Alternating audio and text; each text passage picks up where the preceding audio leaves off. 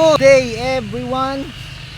Ayun, this is Makablog once again. Nandito ngayon tayo sa ating greenhouse, sa ating garden ngayon.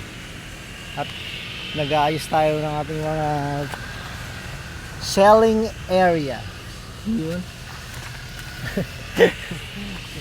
Eto mga kablog, makikita nyo to sa mall, oh, yung maliliit nito. Apaka, yung maliliit nito. Yan. Kaya may mga ano siya dito, may mga small ano siya. Ayan ang mga kablog. Ayan. So itong mga nandito yan, mga pangtinda natin mga yan. Ayan. Ayan, di natin na ano. Well, of course, ang ating mga fast moving item. Yan. Yung ating mga kalamansi. Ayan, oh. Ayan ang ating mga kalamansi, naka-display na dun sa may ano, unahan.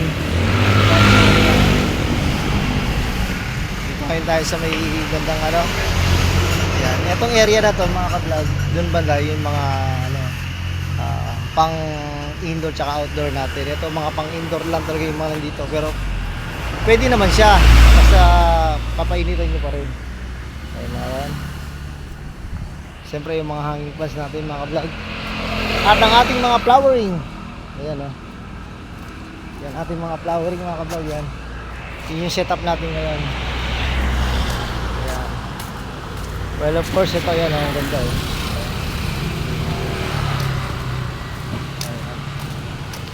At siyempre marami din tayong mga bearing fruit. Yan. Meron tayong guyabano, chico, kung ano-ano pa dyan. Ayan. Kung ano-ano pa. Ayan, dito tayo banda mga kablog. Ayan. Medyo mainit ah.